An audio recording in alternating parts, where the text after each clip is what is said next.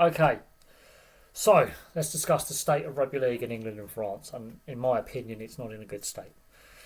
Now, I've always made clear, and I've made no secret that I prefer the NRL over the Super League.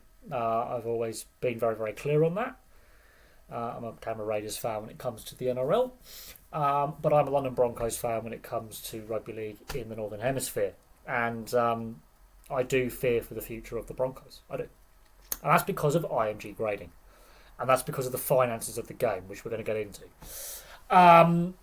But let's also discuss rugby league in France. And the World Cup in 2025 was meant to be hosted in France until the French government went, we're going to withdraw funding for the tournament, and pulled the rug from underneath the organisers. Tournament gets delayed by a year. The next World Cup is going to be played in Australia and Papua New Guinea, much like 2017 without New Zealand, basically. So the relationship between the game in France and the government's never been great. It's not been great since, well, during World War Two, but also since World War Two, the relationship hasn't been great. And it's very tense, and I think that's damaged the relationship further and the potential for growing the game further and getting a more quality products coming out of France. And yeah, Toulouse and Catalan, I think, are a benefit to the game and the Super League structure. I think they are. People may disagree with that, and there are a lot of people who say let's not have Toulouse and Catalan in Super League, but let's have the Broncos in, and some vice versa go and they bring. It doesn't matter. What does matter is the RFL have signed a bad TV deal, in my opinion, that's worth less money than the last one, but we get every game. Also, I was critical of the TV deal when 3 clubs had no games on BBC other than Challenge Cup games. Or if other clubs did well in the Challenge Cup, which was London Broncos, my club, Huddersfield and Hull FC. No, was it Hull KR? I can't remember. It was one of the Hull clubs, Huddersfield and London Broncos, did not have any games on free-to-air coverage unless they went either A, on a Challenge Cup run, or other clubs went on a Challenge Cup run, so one of their league games would then be switched. Whoever signed that in RFL commercial and whoever signed off on that at board level, they need to go. The role of IMG in the grading criteria, flawed, broken system. Yes, I understand a lot of the clubs obviously agreed to this system, and so that the clubs aren't blameless in this by bringing IMG in because they voted on it. They could have voted against. Obviously, the system that we've got with IMG in the grading is not what was anticipated and voted for. I think clubs didn't realise in full what they were voting for, or they were misled in what they were voting for. The key component of our sporting culture is promotion relegation. And what this IMG grading does, it basically ring fences and protects clubs from getting relegated. It also prevents clubs, potentially, and takes away that aspirational aspect from getting promoted throughout the league system. I honestly mean that. Now, yeah, I am Broncos fan, so I might have some bias here. I'm just using them as an example. You can see on the field the Broncos are putting every effort in to be as competitive as possible with the resources the club has. Now, I don't think the Broncos ownership realised we were going to get promoted as quickly as we were and get to where we were on the field. But we won the games that mattered with the structure the RFL put out in place with the Championship last season because of the playoff format. It's not our fault Toulouse and Featherstone basically choked it. It's not our fault Featherstone choked it. No, it's not. Featherstone running away with the legal season, choke it in the playoffs. Now, should that post-season structure exist? Have we Americanised things too much? That's up for debate. Is it a perfect system? No. But we won the games that mattered at the end of last season. Featherstone choked. Toulouse choked. Is that any slight on Toulouse and Featherstone as clubs? No, they just didn't win the games that mattered because of the system that has been put in place by the RFL. The RFL go, yeah, now we're going to change the system now. We're going to take away that aspirational aspect from every club below Super League unless they meet grading standards. So, Wakefield, we're going to spend money like it's going out of fashion. Wakefield last season were terrible, much like Hull FC are this season. They were woeful. Woeful. They weren't at Super League standard last year. Suddenly they're spending money to get back in Super League. Well, why couldn't they have done that last year to build a squad that was decent enough and competitive enough to compete? Because they knew IMG grading would bail them out. And this is the problem. Hull FC have been atrocious all season. The culture at the club is rotten, and I think Hull fans will admit that. They will admit the culture at the club is terrible in the dressing room, behind the scenes. And the performances have been atrocious. And the team is not good enough. The coaching setup is not good enough. And I think Hull FC fans will agree on that assessment. Now, the IMG grading system means they're not going to get relegated. But if that was last season, they're down. With the way they're playing, the culture, whatever it may be, and if the way the Broncos are trending, and I'm using them as the example, I know I am. If that was to come down to the last few games of the season, if the Broncos keep trending in the right direction, Hull keep trending, they're relegation fodder in any other season where there's no grading criteria. This season, protected. It takes away the merit aspect of our sporting culture that has been there since foundation of Rugby League, since the foundation of the Football League, Rugby Union, whatever. Rugby Union, ring fencing now. Guess what? Clubs are going bust.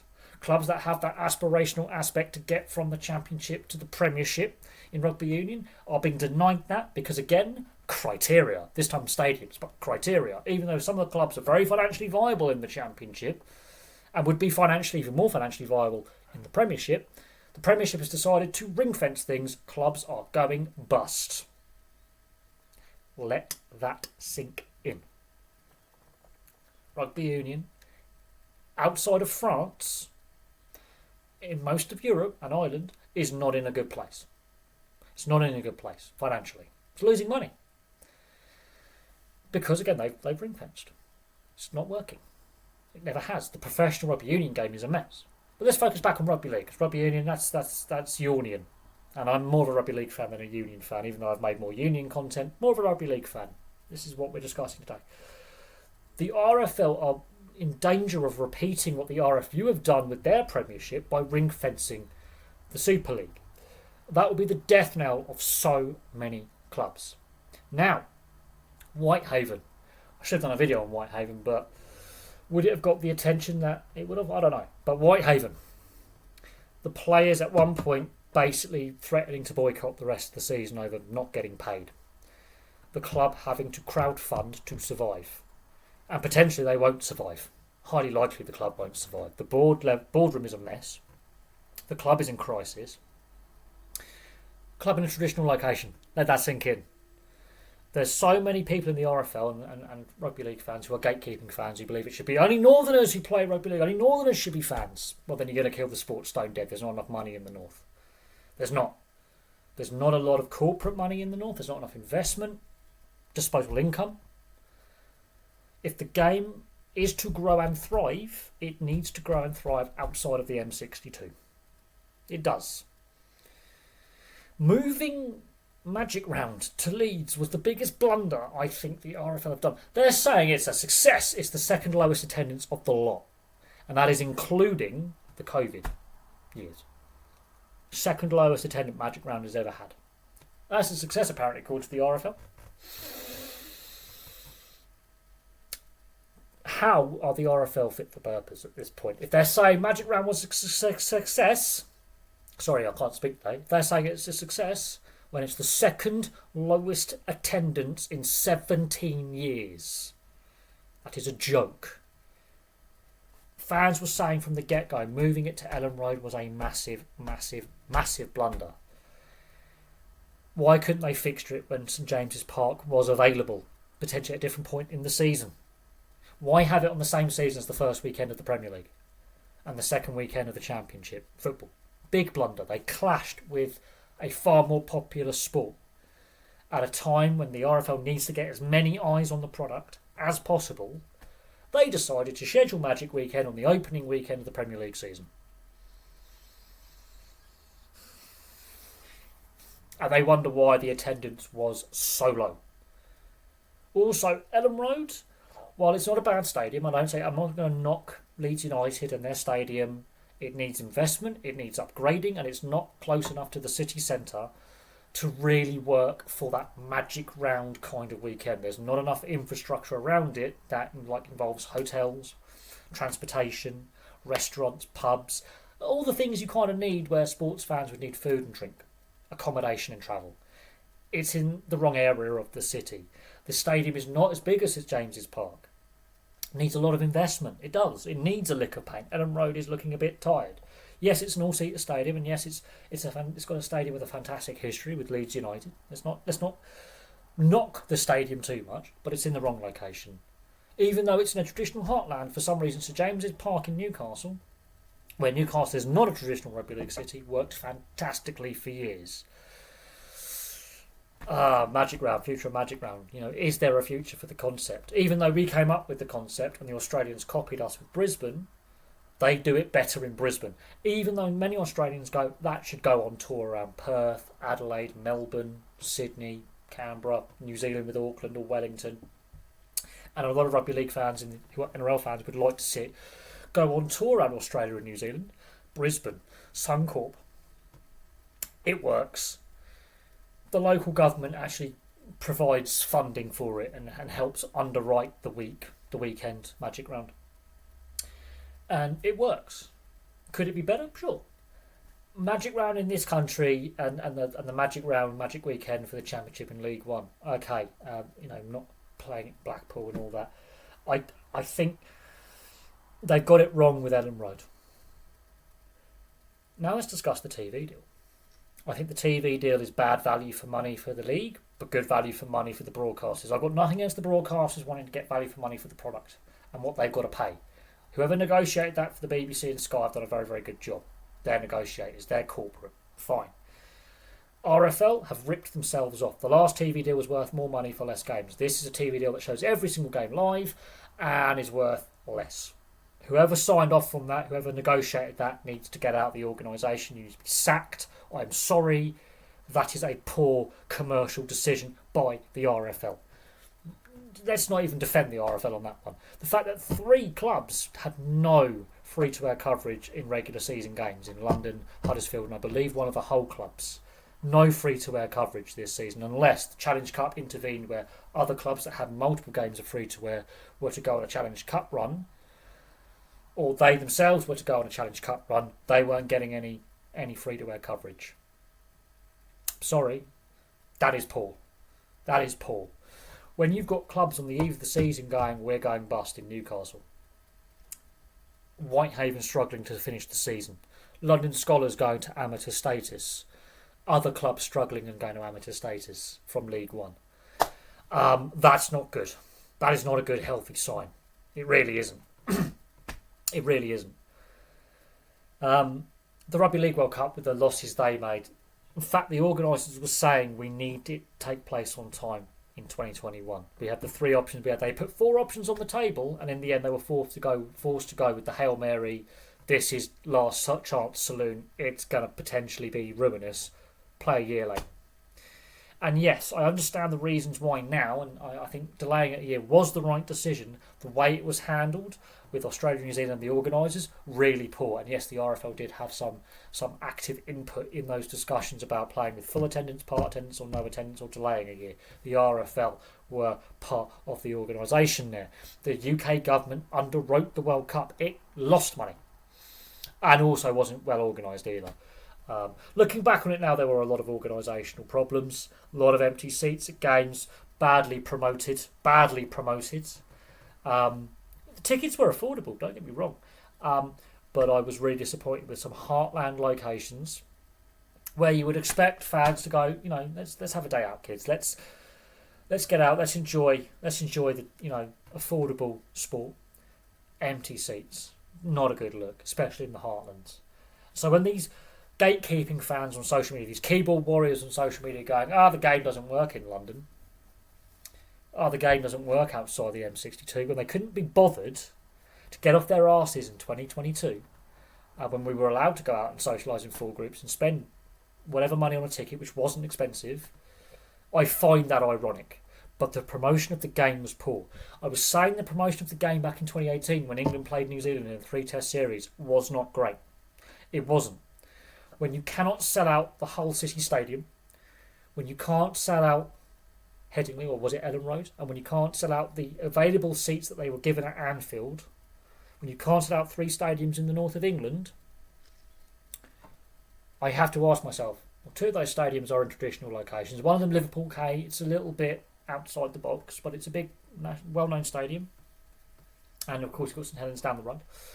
When you can't sell out the stadium in Hull, in a traditional city, traditional location, That is a concern, and that was the same year we had the lowest Challenge Cup final attendance when Catalan won. And I had concerns in 2018 about what the World Cup would have been had it even been played on time. I had concerns.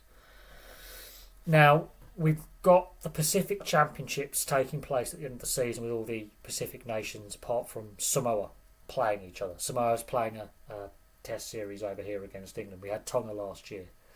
And again, I noticed last year in that England-Tonga series, empty seats in traditional locations, which makes me wonder how the game is being promoted, how they're advertising it, how they're targeting the fan base with offers.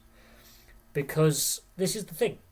What are ticket sales like? What are they charging for tickets? What are they charging for merchandise? How are they promoting the product?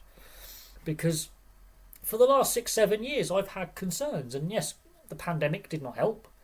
But I was having concerns before the pandemic shut sport down in 2020 and in 2021 at times. I was having concerns. The fact that England or Great Britain hasn't played Australia for how long is for me a massive concern. It is. As I say, the state of the game, the fans have lost faith in the RFL. Fans are not happy with the grading criteria that IMG are coming up with. And there is a disconnect, a massive disconnect there. There is a great untapped fandom, untapped potential in this country and in France. Great untapped potential. There's a lot of disenfranchised rugby union fans right now. There's a lot of disenfranchised football fans right now. With the state of football and rugby union, with the various scandals and issues those sports face. Football, it's too expensive to go to games. Fans are being priced out. Rugby union clubs are going bust. And there's also a lot of rule changes.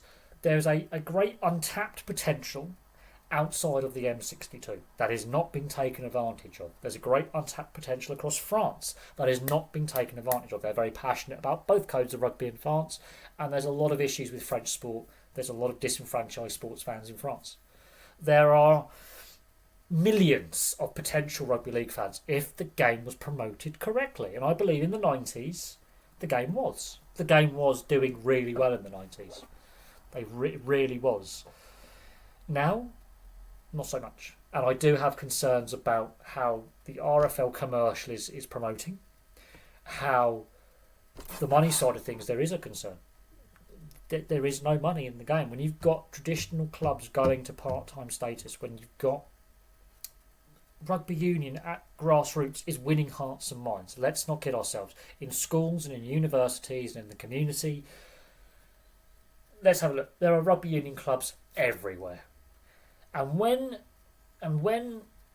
some rugby league fans go, rugby league won't work in the south, it's because they're not trying properly. They're not trying to engage, especially with schools and universities, to set up a rugby league program. They're not engaging there. They're not engaging with rugby. Let's say a rugby union club. Yeah, we've only got 26 players in a squad. Well, guess what? That's all you really need. The first 13 and a second 13 where you've got a squad. You only need 13 players to start a game plus 4 players on an interchange bench. 17 players. Potentially 18 if you need an 18th man. And rugby union clubs are actually losing players because of rugby union's rule changes that were reactionary and ill thought through. And let's not even get onto the state of refereeing. Oh God, no. Let's not get there. God, that's not great. But you can see what I'm getting at. Rugby union, you go any town or village in this country, they're most likely going to have a rugby union club, a cricket club, a football club. Outside of the north of England, how many places do you know that has a rugby league club? At grassroots amateur level. How many? How many do you see? If the RFL is serious about growing the game out in new locations in this country, they need to liaise and engage with the school system, university system, and existing sports clubs that already exist going, would you like to have a rugby league team? Would you like to have some centralised funding for it? And I don't think the RFL are doing that. If they are, they're not making a big fuss about it. But that's my views on the state of the game. Now, with those who disagree, I don't think it's in a good state. As you can tell, I'm not really a fan of the grading system. I think it's a flawed system which protects failure. Hull FC are not trying this season. Any other season, they're relegated. You can see there's no effort being made on the field. The culture at the club is toxic. Yeah, clubs below like Featherstone, Halifax, York, Sheffield have that aspiration, and under the grading system, or if they make it a closed shop, will not be able to fulfil that aspiration, not only of the club but of their fans. But there we go, it's 20 minutes of me ranting and raving. It's taken me a while to get this video done, multiple takes and attempts, but there we go. Place your thoughts on the state of rugby league in England and France in the comment section below. You may disagree with some of the stuff that I've raised. You may have other points and points of discussion that I haven't raised that you think I need to do a video on. I will happily look into that situation. But from me for now, thank you very much for watching. Place your thoughts in the comments section below. I'll have some more content for you guys very, very soon.